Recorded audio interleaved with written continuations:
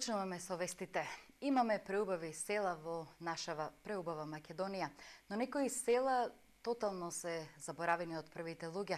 Таков е случајот со селото Разловци, легендарното.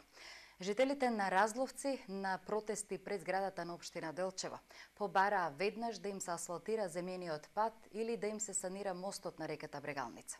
Доколку овие две барања не им се исполнат, тие на политичарите им порачаа да не им се појавуваат во селото во текот на кампањата, а децата нема да ги праќаат на училиште. Жителите на востаничкото село Разловци на денешниот протест пред зградата на општина Делчево побараа асфалтирање на патот и санација на мостот на реката Брегалница. Овој импровизиран премин кон соседното село Трботивиште веќе 2 дена им го носи водата.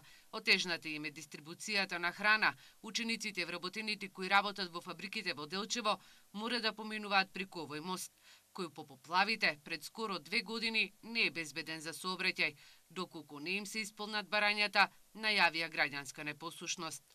Жителите се нерасположени да ги пуштат децата на школа и да дојдат горе да се одржуваат избори. Патот ќе го блокираме, водата ќе им се сопре и се. Значи, они од тука пијат вода, од нас, од Разловци, тука Делчево. И многу други работи се направат. Оди веќе е срамота това. Ние 2-3 години лажат. Мосто ќе се прави, Они што толку го скршија мосто, не го направи, они што толку го скршија мосто. Разловчани немаат доверба во политичарите, им порачаа да не им доаѓаат во селото во текот на кампањата и да не им ги носат гласачките кутии на денот на изборите. Само лажат. И плюс, зошто и пате Разловца Метршинци не се пробие. Лажаа претходната власт 20 години не биде. Са тие 20 години и тие лажат. Само за избори се пате пробива Разловца Метршинци, Делчево Разловца, се правиме окей, кога заминат изборите, ни еден не се јави. Во Делчевско Разловци може да се пристигне преку селото Трботивиште преку мостот чија санација е стопирана или од Делчево преку земјен пат во должина од 5 километри. Ѓорѓе Цинцовски со сулзи во очите вели дека пред 2 месеца неговата 52 годишна сопруга починала, бидејќи немало кој да ја транспортира, а брзата помош поради отежнатите услови не можела да пристигне навреме. Разболе ми се жената, мост ли мине.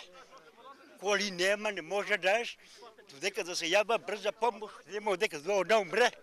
Градоначалникот на Делчево Дарко Шехтански денеска не ги прими жителите на Разловци, бидејќи е на службен пат во Швајцарија. Разловчани барањата ги спорачаа до службите во општината. Надлежните од општина Делчево велат дека овој земјен пат е единственото решение за жителите од Разловци. За асфалт не ветуваат, но велат дека ќе го одржуваат во текот на зимата. Дупките на овој земјен пат кој води до најголемото Делчевско село ќе бидат санирани од наредната недела, ветуваат од локалната власт.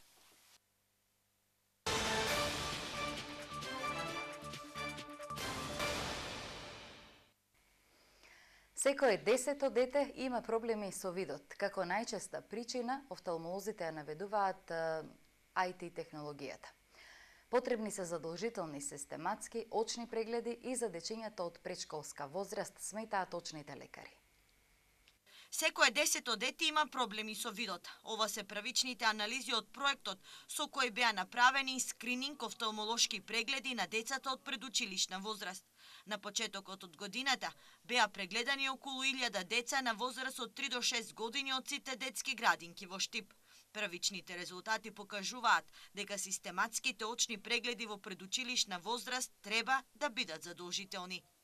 Првичните наводи, кои морам да кажам не се точно систематизирани и класифицирани, но ни кажуваат дека имаме, значи, секое 10-то дете или секое 12-то дете веќе има некои проблеми со видот, што ни го кажува и ја потврдува, значи, нашата претходна заложба дека се необходни офталмолошки систематски прегледи во предшколската возраст, 5-та или 6-та година пред почнување на прво оделение. Во наредниот период ќе бидат опфатени и учениците од прво оделение. Откако ќе се сумираат резултатите од скрининг прегледите, истите ќе бидат доставени и до Министерството за здравство.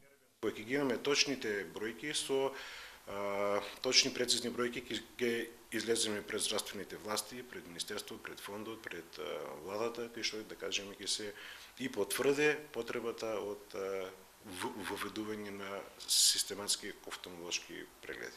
Со цел да се овозможи подобри услови во образовниот систем за децата со пречки во видот, во рамките на овој проект во Штип, односно во Основното училиште Гоце Делчев, започна да функционира и ресурсен центар, опремен со несовремена технологија, паметни табли, но и браеви машини. Родител, сосед, пријател на семејството. Децата жртви на педофилија најчесто ги познаваат своите злословувачи. Во светски рамки годишно од страна на блиски роднини се злоупотребуваат над 150 милиони девојчиња. Кај нас некои од случаите воопшто не се пријавуваат. 4 кривични пријави за полов напад врз дете годинава поднесе СВР Штип. Една во Виница и Кочани, 2 во Свети Николе. По последниот случај, кога 59 годишен сосед одведе дома 6 годишно девојче и пред неа извршил полови дејствија, се отвара прашањето како да ги заштитиме децата од овие злодела. Од првата детска амбасада за заштита на правата на децата Мегеши посочуваат дека секој дете може да биде потенцијална жртва и дека превенцијата е најефикасниот облик на борба против педофилијата. Но на што возрастните особено треба да го потенцираат е дека ниту еден возрастен не смее да има сексуален чин со нив, односно или со децата, и дека некои делови од нивното тело никој не смее да ги допре, и важно е да му се даде на знаење на детето дека чинител на сексуална злоупотреба може да биде и многу близок член од семејството. Важно е случајот да се пријави, детето да има храброст оно што го доживеало да го изнесе пред некој во кој има доверба, посочуваат од Мегеши, од каде потврдуваат дека бројот на дојави за злоупотреба на деца е во пораст. За 2015 година на ИСОФ телефонот за деца и млади 0801 22 22 има пријава, односно дојава за 3 случаи за сомнеж на сексуална злоупотреба на деца. Меѓутоа во оваа година, 2016 година, до сега се пријавени 4 случаи. Тоа алудира на фактот дека бројот на дојави се зголемува и бројот на сомнежи за сексуална злоупотреба се зголемува. Децата кои биле жртви на било каков облик на сексуална злоупотреба најчесто ги познаваат сторителите, покажува праксата на граѓанските здруженија за заштита на правата на децата. Според статистичките податоци, секоја година во светот околу 150 милиони девојчиња и 73 милиони момчиња биле злоставувани од близок или родител. Многу од жртвите кај нас не ги пријавуваат овие случаи, затоа што извршителите најчесто се нивни блиски, роднини или пријатели, потврдуваат и во првата детска амбасада во светот Мегеши.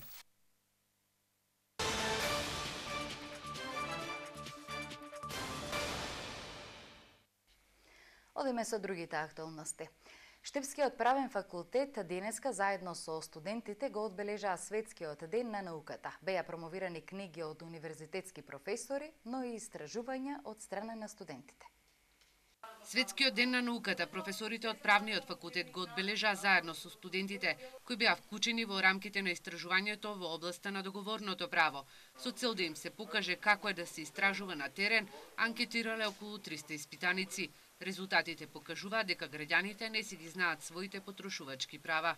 Навистина потрошачите, физичките лица статусно потрошачи во Република Македонија навистина имаат многу малку познавање и од обемот и од содржината на правната рамка која што ги уредува нивните права, дотолку повеќе што произлегува дека тие навистина имаат многу малку представа кај треба да се обратат и кај да ги заштитат сопствените права.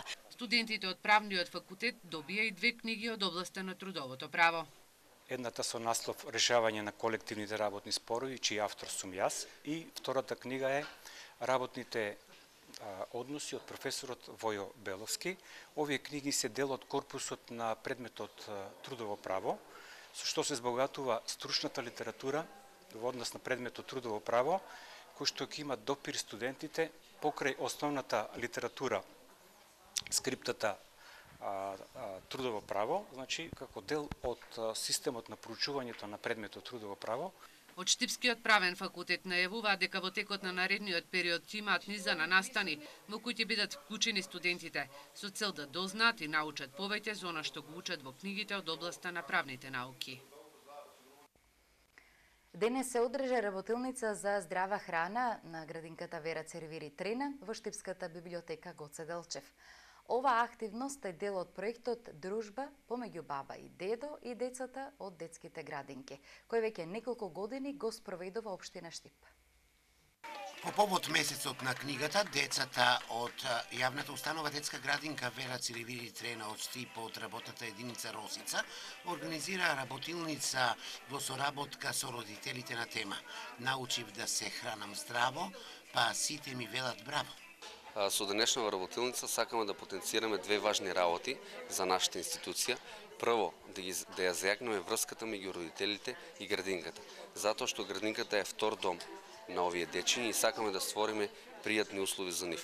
А како ќе ги створиме, доколку не ги запознаеме нивните семејства. И второ, сите оние теми кои што ги обработуваме во градинката, во занималните, сакаме да ги презентираме и во пракса. Темата е здрава храна за детство без мана. Тоа е еден наш проект и ќе имаат подготовка, односно овошји и зеленчук. Ќе учествувате и работилници? Заедно со родителите, да, и воспитувачите. Ова активност е дел од проектот Дружбата помеѓу баба и дедо и децата од детските градинки, кој веќе неколку години го спроведува општина Штип.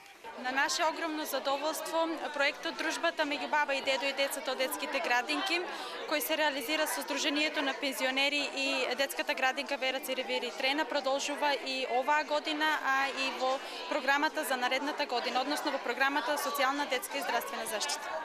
На работилницата за децата пензионерите донесоа многу здрава храна.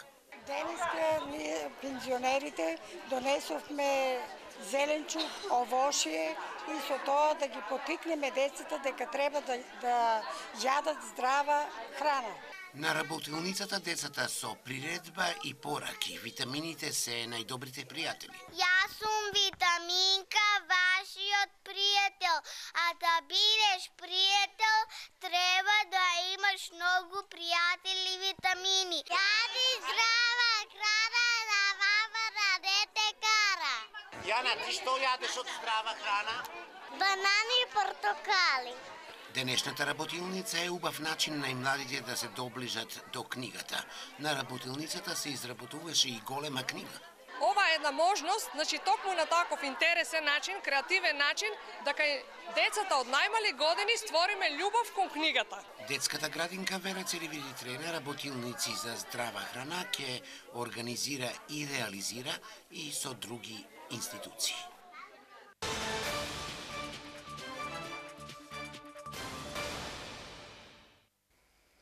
Во Штипскиот музеј денес беше промовирана книгата Маруша вратена дома од театарската критичарка Лилјана Мазова. Текстот за кој цел век се веруваше дека е исчезнат, случајно во 2004 година од архивата на Нови Сад го добила познатата критичарка. Објавувањето на книгата е проект на Штипскиот музеј, а оригиналниот текст Мазова и го подари на оваа институција. По скоро еден век театарскиот текст Маруша повторно се врати во родниот град. Маруша, која постара од бегалка и парите со отепувачка, всушност е и првиот забранет театарски текст. Во книгата Маруша вратена дома од театарската критичарка Лилјана Мазова, која денес беше промовирана на Штип, може да се види и своерачниот ракопис на Душан Бодимировиќ, еден од двајцата автори на оваа битова драма. Во драмата има три чина, се говори на штипски дијалект, се говори на српски јазик и на француски, зависно од каде се ликовите.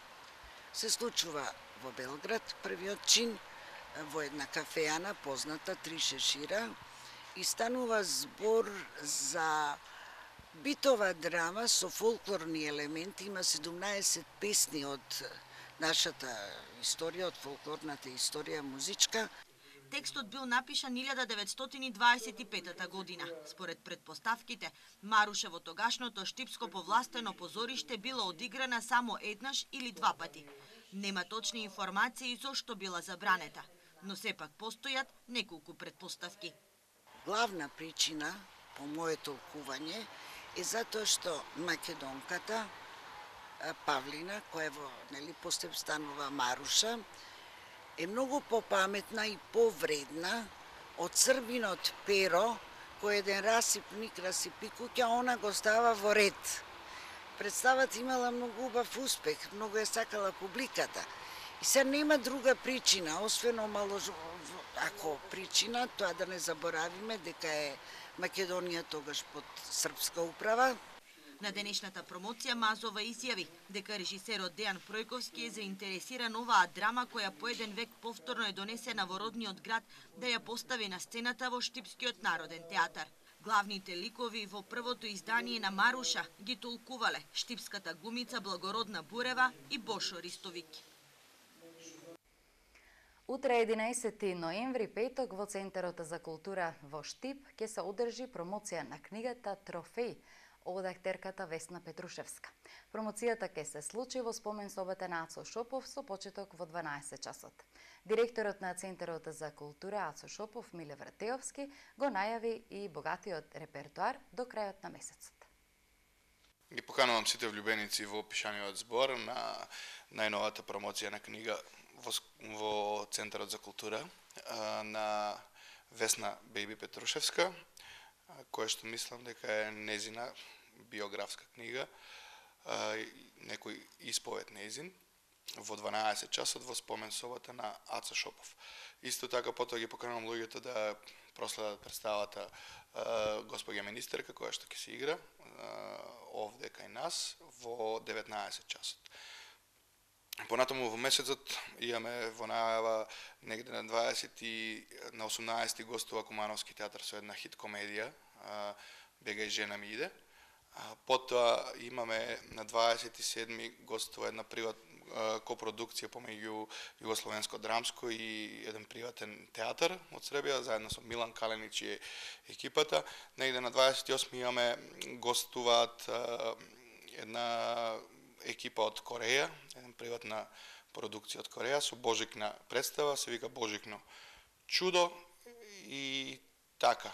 Имаме еден музички концерт на Ангеле Михајловски, штипски познат музичар, професор на академијата.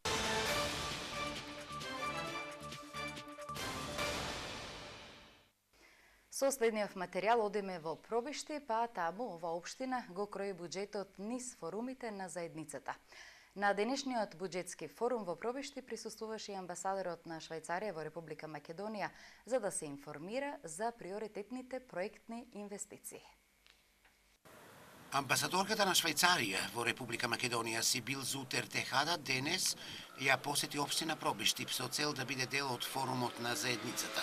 Буџетскиот форум е значаен затоа што граѓаните и невладиниот сектор земаат активно учество во планирањето на проектите и приоритетите за општината, нагласи Зутер Техада. So you asked me for the objective of this visit. I mean, I'm visiting Пробишти. Целта на оваа посета на Пробишти денеска е да присуствувам на форумот на заедниците што се организира тука денеска. Намерата, целта е да присуствувам на овој буџетски форум за да видам како буџетскиот форум функционира, затоа што сум убедена дека преку учество на граѓаните и на невладиниот сектор работите многу подобро ќе функционира. Бидејќи сум убедена дека е многу важно граѓаните да знаат и да земат учество во одлуките што ги носат општините. Општината треба да ги знае потребите на граѓаните за да ги насочи приоритетните финансии. And to better orient their services towards the needs of the citizens. И исто така е добро за општината да знае што им е потребно на граѓаните и врз основа на тоа да ги ориентираат своите услуги според потребите на граѓаните. И ова го кажувам како човек кој што доаѓа од Швајцарија, во земја каде што пристапот е од долу нагоре, каде што граѓаните исто така влијаат на одлуките на властите. Така што одвај чекам да видам како овој буџетски форум функционира во Пробишти. Амбасадорката на Швајцарија од председателот на Советот на општина Пробишти денес ги доби информациите за досегашните реализирани проектни активности финансирани преку буџетските форуми на заедницата. Во Хрватска во тек е обука на надлежните на комуналните предпријатија како да аплицираат и да добијат средства од Европската Унија. За Ирис телевизија колегата Трајан Ристовски информира од таму. Општините во Хрватска, специфично оние во крайбрежниот појас на Јадранското море, се соочуваат со низа проблеми кога е во прашање подготовката и реализацијата на инфраструктурните проекти. Пред се во решавање на имотно-правните работи, добивање на градежни одобренија, но и при подготовка на адекватни студии кои би одговарале на актуелната состојба и би биле во склад со стандардите на Европската Унија. Јавното комунално предпријатие Поникве од островот Крк добило зелено светло од Националното тело за управување со води за аплицирање за средства од над 70 милиони евра. Во нивната брзоплетост прво извршиле проектирање на водоводната и канализационата мрежа и избрале изведувач на студијата кој не ги задоволува критериумите. Dobili građevinske dozvole koje su vrijedile 2, odnosno 4 godine, a nismo imali studiju koja je odgovarajuća, odnosno koja je potvrđena. I sad su ti projekti krenuli naravno u reviziju, pa su već i mijenjani, nešto smo još dograđivali, odnosno nešto smo još projektirali i onda smo to sve ubacivali u crvenu knjigu. Znači, jedno ne prati drugo. Projektiranje i studija nisu išle usporedno, a sve zato što još nije odobrena. Друга проблематика се финансиите, поточно самоодржливоста на проектот и висината на средствата за кофинансирање. Општините најчесто ги подготвуваат проектите, но тие иако се основачи и сопственици на јавните предпријатија, не располагаат со доволни средства за практична реализација. Структуре у нашем комуналном подузеќу, а верувам и у другим подузеќима и у градовима и општинама не познају правила Джасперса и израчуна финансиског јаза, односно обвезе која произлази из студије, која показуе колико мора финансирати подузеće, колико мора финансирати град или општина, а која е обвеза осталих партнера у проекту. Националниот тренер од проектот Локални лидери во Југоисточна Европа смета дека за добрите проекти секогаш може да се најдат пари, но вистинските проблеми следуваат веднаш потоа, од типот како да се управува со нив за да се постигнат добри резултати, за да се стигне до вистинската цел.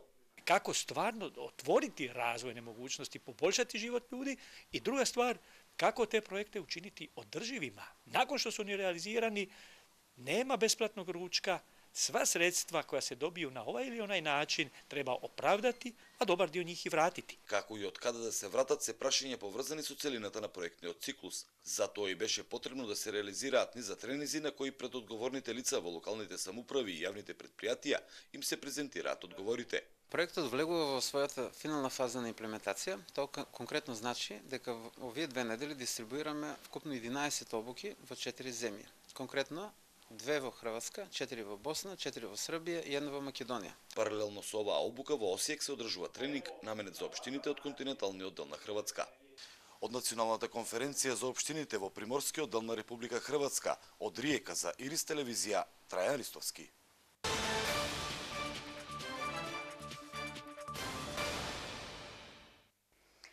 Ако вие внимавате, другите не внимаваат. Ноќеска 2 сообраќајни несреќи во Штип. Во првиот случај, возач на товарно возило излетел од патот и удрил во дрво. На влезот во градот, возач удрил во бетонски столб. За среќа повредени нема. Причината е само материјална штета, повредени за среќа нема. Ова е епилогот од 2 сообраќајни несреќи случени ноќеска на подрачјето на Штипската полициска станица. 3 часа по полнок на 12-тиот километар на патот Штип-Радовиш, возач на товарно возило Форд излетел од коловозот и удрил во дрво. Втората сообраќајна несреќа се случила околу 4 часот утринава на влезот на градот. 19 годишен штипјанец со возилото удрил во бетонски столб. Полицијата ги заостри контролите, но и понатаму не се внимава на патиштата. Досега полицијата регистрираше 243 сообраќајни несреќи на подрачјето на СВР Штип, но ги евидентираше и прекршоците со кои возачите ја загрозуваат безбедноста. Најчести причини за сообраќајните незгоди била неприлагодена брзина, односно пребрзо возење, неправилно вршење дејствие, непочитување првенство, возење под дејство на алкохол, неправилно движење на пешаци, непропуштање пешаци на пешачки премин. Повикуваме на почитување на сообраќајните правила и прописи. Минатата недела возач од Крупиште излета со возилото од патот кај селото Радање и удри во дрво. Се здоби со тешки телесни повреди. 27 годишен штипјанец на улицата Партизанска кај поранешното нервно оделение со возилото удри во бандера.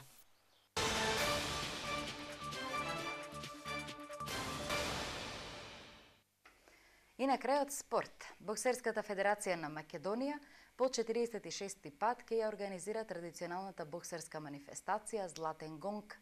На гонгот ќе настапат 52 боксери од 12 земји, меѓу кои и 6 македонски боксери.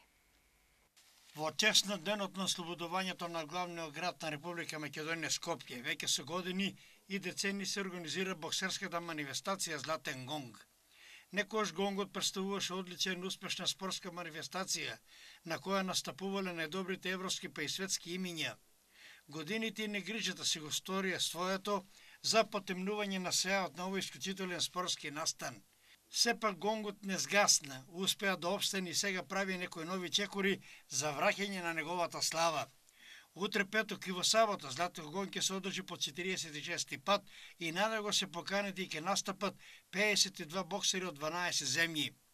Селекторот на македонската репрезентација Петар Ќурлинов за Златен гонг одреди 6 боксери и тоа. Категорија 52 кг Исак Сулеймани од Тернипе Скопје. Категорија 56 кг Алмир Нуришев исто така Тернипе Скопје. Категорија 60 кг Јасин Љама Шкупи Скопје. Категорија 69 кг Љуизим Исмаили од Скендија Тетово. Категорија 75 кг Гоце Јаневски Аперкат Скопје. Во истата категорија и Бобан Илиевски од екипата на Магнус Скопје. Утре петок во арената Борис Трајковски со почеток во 16 часот на програмата ќе бидат полуфиналните борби, а во сабота со почеток во 11 часот ќе се одржат финалните борби. Штипскиот бокс покрај селекторот Петар Ќурлинов ќе биде застапен и со председателот на боксерскиот клуб Баргала Благој Донев, кој ќе биде дел од 5-членото жири, инаку на функција подпредседател на Боксерската федерација на Македонија. Присуството на боксерските стручите од бившите југословенски простори ќе се искористи за одржување на иницијативен состанок за формирање на регионална боксерска лига составена од нивни клубови. Толку во четврточното издание на информативната програма. Ви благодариме за вниманието и имајте пријатна вечер.